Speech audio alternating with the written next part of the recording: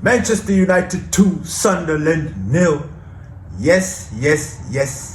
Let's go, Manchester United.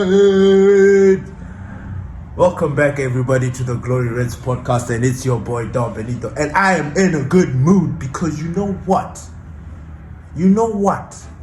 I feel vindicated. Not in that way that you think that, oh no, all of a sudden Manchester United is back and we are going to win the Champions League and the FIFA World Cup and everything. Nah. I just, yesterday's win was a breath of fresh air in so many aspects, in so many ways. You watch the game as a Manchester United fan, and it is the little things. It's the little things. You know what they say in life? It's the little things in life that make the world a better place. It is the little things that change a relationship or change the course of the relationship. It is the little things, ladies and gentlemen. It is the little things. Ladies and gentlemen, it is the little things that made Manchester United fans so happy yesterday. And can I give a one time to our debutante, Senne Lammens? It is the little things, the bloody little things. That goalkeeper has cured almost 6 years of trauma. He has, it was like going through a therapy session. It was so good. It felt so nice because, remember I say the little things. These little things that we were experiencing yesterday and having this out of body experience watching the game and just being like, wait, what's going on? We didn't have this. You can imagine we didn't have this. And what's crazy is it used to be our safety net. It used to be a place that we knew that we had somebody that would always have our back. David De Gea. David De Gea was, David De Gea should have been the Prince of Old Trafford. Because I remember certain seasons where, we were shite. We were so bad. It boggles my mind that we still qualified for Europe the next season during those times. But then the one thing that was a constant was David De Gea. David De Gea single-handedly saved us for a lot of seasons. David De Gea, if I'm not mistaken, has won the most, the Semet Busby trophy, the most, and he's a goalkeeper. It speaks volumes of what we've been missing. Honestly, I don't understand. Onana, good for him. He's doing very good at Trabzonspor there in Turkey. He's doing very well over there. And people are now talking, oh, we made a mistake. Hell no, we did not. For some reason, the pressure of being a Manchester United player or goalkeeper, somehow it affected him. Because how the hell is he now all of a sudden has rediscovered his football? Bro, when we bought you from Inter Milan, you were a highly sought after goalkeeper. I think even Pep Guardiola was looking into getting you, but we snatched you. So I don't understand this thing of people like, oh, we made a mistake with Onana. Nah, Onana, where is he? Jose, let him bounce. Stay there. We've got Senne Lammens, Baba. Senne Lammens. So now, I'm going too much. Anyway, Senne Lammens yesterday literally was doing the basics. The literal basics. The things that I don't understand. What Altay and Onana. I don't know what they'll be doing. I don't know what they'll be smoking. I don't know. I can't answer it for. Usually, I have an answer for. I can try to find an answer all the time. Not this one. This one I cannot understand. First of all, it was Onana's goalkeeping aura. His aura is the wrong word. His goalkeeping technique, like the little basic things that he was doing. I could see childish. You know, Senne Lammens yesterday, he caught balls, ladies and gentlemen. He caught balls in the air with authority, with power. He is, in the football world, Senne Lammens is a box commander. Yes, he's a box commander. You can't, he's not a ball. Onana was supposed to be a ball-playing goalkeeper. Because these goalkeepers nowadays, trust me, they come with categories. It's not just, there's box commander, there's a shot stopper, there's a one-on-one keeper, there's you know what I'm saying. You see where I'm going with that. So there are levels. Onana was a ball-playing goalkeeper. We didn't need a ball-playing goalkeeper who doesn't play with the ball, who doesn't know how to accurately place passes. Senne Lammens was doing it like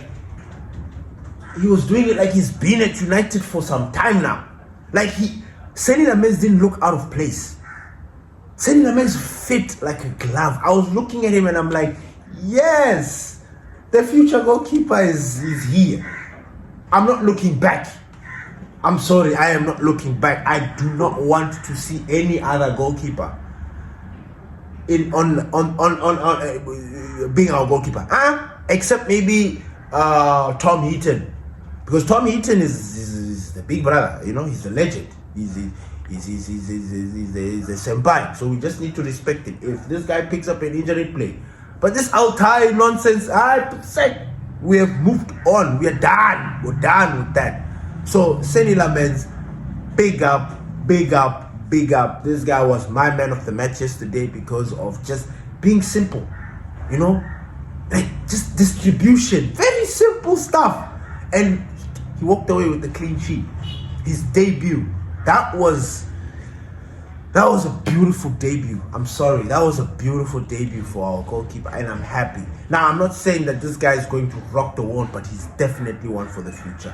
He's got this Peter check and this lankiness. He really gives me Courtois, Manuel Neuer, these lanky goalkeepers. He gives me those vibes. He's a very good goalkeeper. I'm happy, and yesterday was just fantastic. And I had to give a big shout out to him. I had to because it is the little things, gentlemen. The little things. People are surprised, and I'm sure people have even forgotten that we were in some sort of crisis that people had put us in. But just making small changes, you see what happens to the team. I'm not saying that we're now on course to go and win the Premier League and all the other trophies under the sun. No, I'm not saying that. But yesterday was a start. Yesterday was a glimpse into the future. You know, I get upset especially when you see the football. You guys have been following Glory Reds now for some time, which I appreciate, and thank you everybody for subscribing. Please don't forget to smash a like. But you know what? Ever since we started this Glory Reds channel, and we've been talking about this situation, it has always felt like, how can I put it? I've even lost my train of thought.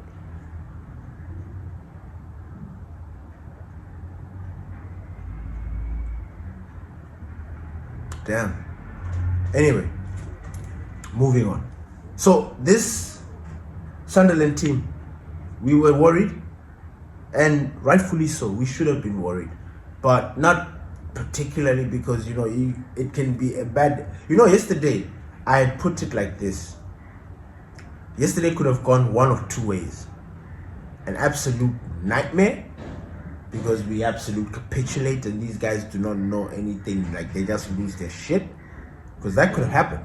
It happened against Brentford, and Brentford is smaller. Like, I don't think they even, I wonder who's strong in the two.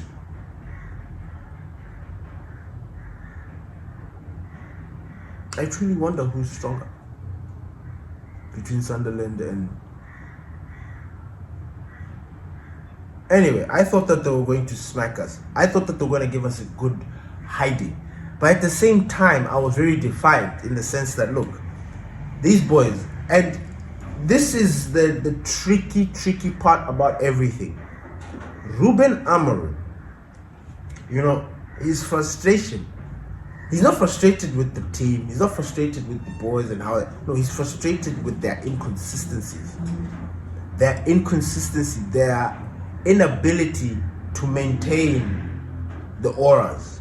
Yeah, I think that's the best way to put it. He gets upset with these guys because they can't maintain their auras. Like right now, we're playing Sunderland, right? We had a very amazing game, majestic to a point, you can even say. We dominated the game. We were on top. Now, how many games like that did we have already this season? That was Arsenal, that was Fulham, I think Burnley, we were dominating. Man City, it was comme ci, comme ça. It was, But most of these games that we've played, we've dominated. We've been the big boy. We've been the aggressor. And some of them we've lost, yes. But, so I know what this team is capable of. Like, when I picked this team to be fifth, I wasn't kidding. I looked at what we've got, the players that we have. Now, of course, this is life. Football can happen. The ups and downs is what happens. Now, the thing for me is, like, I already started following these guys through their preseason. I know we had a very good preseason. Like, that one, it is spot on. I was following. I know. And we've had the best preseason in the past 4 years or 4 seasons. So I am shocked that we had a very slow start because we had everything that we needed. You understand? So that's why I'm upset, because I know what this team is capable of. And this is not like me trying to be like, oh, I'm the oracle or anything like that. No, guys, it's football. Football is a very simple sport. What you see is exactly what you get. There's nothing hidden, unless somebody. No, it's very, very simple. Football, very simple. So for me, I get confused when people complicate it, with the whole positioning and all this other stuff. And then you look at this whole situation with ours, and you're like, So I have always been like supporting, in the sense that I know what we are capable of. I'm not shy to sit here and say that I knew that we're going to smack these guys, or I know that we're going to have a bounce back, or this Manchester United team shouldn't be sitting in 8th. It should be higher. I'm not kidding. Some of you think that, no, maybe I'm trying to do this because no. This team, regardless of what you may think of them, they are capable of doing something. It's not like last season when we were like saying, look, we cannot compare Manchester United to, say, for example, a Villa, because Villa were on top of us and they were firing on all cylinders. We were not. Our positional, where we were in the table, did not reflect what we thought of ourselves. This season, the way we think of ourselves, where we are on the table, is not where we need to be or where we are supposed to be. We need to be higher. I'm telling you, we need to be higher, and I know we're going to be higher. The question is the switch. You know what I'm saying? The switch. These boys have got a switch. Ruben is always talking about this switch. Like, look, man, everything went well. Everything was dandy. Hey, we were good, man. We went there. We did the thing. Okay. Why didn't you win? Lack of goals. What? What do you mean? What do you mean? No, we have got the XG. What? We didn't score. What are you on about, big man? What are you on about? So this situation is like, I truly believe this Manchester United is strong enough. Even though we've had a very slow start, and I believe in my heart, might be too premature, you know. But these players are good enough. They are good enough to take on. We have a team strong enough to take on this season with no hiccups. We have the team. The question is the mentality, that up and down. You know, we've won 3 games at home already this season. Cool. We're trying to build momentum. Because guess what? Our next game is Liverpool, the other red team, who, by the way, there is a sense of vulnerability. Anyway, I'm not trying to laugh. You know, this could backfire because I'm superstitious, so I'm not laughing at Liverpool. But there's a vulnerability there, and we're playing them. You know what's funny? This team is so, like, you are not sure about this team so much that we played very well against Sunderland. These boys are off to a 2-week break, basically. Not all of them are going to make it into the international play international duty. They're going to go and play. Some of them are going to chill. Come Liverpool, you expect us to maintain that momentum. Dololo. You will see. Everybody's going to look like they've never played football. We're going to look like we're 2-year-olds playing against men. All of a sudden, Salah's going to shine. All of a sudden, Iketika is going to shine. All of a sudden, Sabosla is going to shine. All these other geezers that are not shining at the moment. Because Liverpool's lost 3 games in a row, if I'm not mistaken. And we are not taking advantage of this little dip. You'll see. We're going to give them the platform to shine, to be themselves. You know? Like, that's my problem. But I am not really worried with this team. I'm happy Senne Lammens is there, you know. When life gives you Lammens, what do? You make lemon. I was about to say lemonade, but with Lammens. Lemonade. Nah, that doesn't work. The system works, ladies and gentlemen. I'm sorry. It works. It even works when Bruno's in that midfield. And again, have you noticed that thing when Bruno moves up top? There's just this weird gap. I'm not calling anybody out. I'm just saying, when Bruno moves up top, there's this weird gap that just sort of appears. It's invisible, but it's there. It appears. I don't know if anybody noticed that, but you let me know. Ugarte. Again, this is a problem. This is an issue for me. Ugarte was our best player against Bradford. We lost, but he was one of our best players. Now, I'm assuming that's the only way I can make it make sense in my head. He was benched because we lost and he was taken off. Or he's got an injury. I don't know which one to pick. I don't understand why Manuel Ugarte doesn't start. Casemiro came back. Pagat. Now, I'm not complaining about Casemiro because you guys know me and Casemiro. Like, I'm like, respect, legend, yes.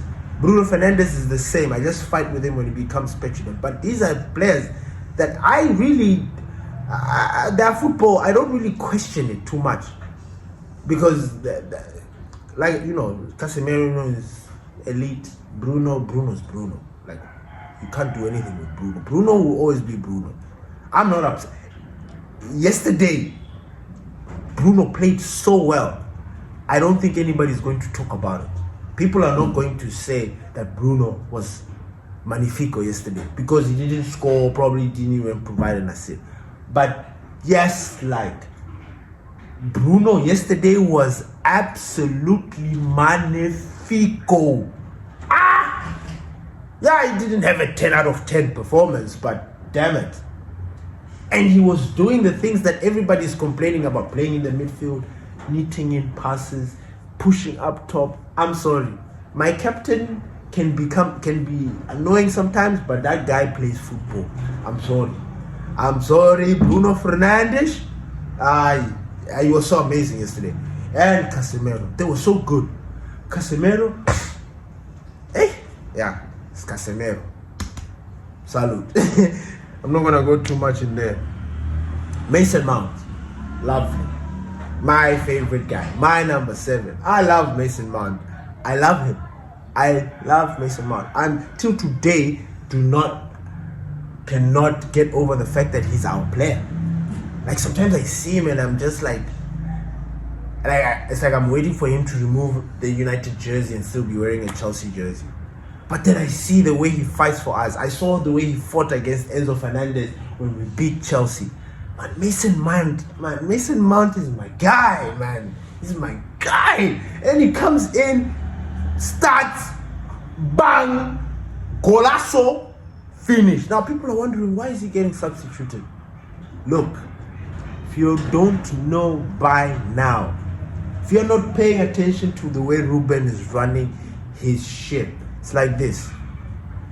In fact, we've been having very interesting conversations on the WhatsApp group. Please don't forget, the link will be in the description. The WhatsApp group. That group, the conversations are fire. Anyway, the conversation that we were having in the group. Did I just lose my train of thought? Mason Mount. People are wondering, why is he being substituted? Mason Mount has got, I don't want to say a perpetual, because that's a very big, in terms of the way I'm trying to put it, that word is too big. But it seems like for as long as we have Mason Mount is going to carry this injury thing that he has, I think, till he retires. He has something to do with his body. I don't know. He picked it up at Chelsea. We need to manage it. So him being substituted for me, I understood. It was like, bing, Euro is the exact same. And I was trying to ignore it. I was trying to fight it. I was trying to be like, oh no, why is Euro this? And then I remembered, when we bought Euro had an issue with his feet. Metatarsal or something, ankle, something. He had problems. And it took time to bring Euro to where he is. Now, we've also known, like since the time when we brought it in to even right now, he has been in and out of that, of the hospital bed. Not in a bad way, but he has had his moments where he's sidelined or something because of his injuries. So, Euro is another player that will be rotated. And I don't have a problem with it. If he's fit, let him stay fit. Let him play. But if we are managing minutes, manage the minutes. Because that's exactly what needs to be happening. Benjamin Sesko. Let's go, Sesko. Let's go, Sesko. Let's go, Sesko. I am so happy and I'm stoked and I'm just buzzing for Benjamin Sesko because it was now getting a little bit wary, you know. Looking at the rivals, they're talking to us, busy saying, Victor Gyökeres 3, Benjamin Sesko 0, Voldemar 1, Sesko 0. Everybody, they're just doing this competition about strikers. So I was worried for my boy. I was. It's Benji. Ah, man, I like the boy. You know what is nice about Benji right now? Benji is, I mean, you guys see it for yourselves. He's getting comfortable, you know. And this is what we wanted. We wanted him to. He was a little bit nervous those early games, you know, timid, quiet, doesn't want to do too much, just trap here, there, lay the ball there, make a run, don't get past. It's all good. Now, nah. Boy is slowly getting into his groove, and I'm loving it. The runs are the ones. They are the elite ones. He just doesn't get the service. But that will come also with time. He's interchanging his ability to come in, draw and help these guys with the 1-2s. His strength on the ball, holding defenders. Benji, where have you been all my life? 2 goals, back to back. I am happy for Benjamin Sesko. I don't know about you. Please smash a like for Benjamin Sesko. Yes, please smash it. Smash it. The last thing that I wanted to talk about was Diego Dalot, because, you know, for the life of me, And this is the part now where Ruben needs to now start sorting things out. Like, he needs to fix himself. Like, I have a problem with Dogu. I understand that. And I'm not even sitting here going to deny it. I have a huge problem with Dogu. But for what we've got, Dogu's way better than Delo. So why isn't Dogu starting? Delo has, when a player plays bad and then doesn't get dropped, sometimes it's not even the player's fault, because we're not upset. It's not like we don't like Delo. Delo has been with us for some time now. He's one of our favorites. We love him, he's always available, blah blah blah, whatever the hell you want to say.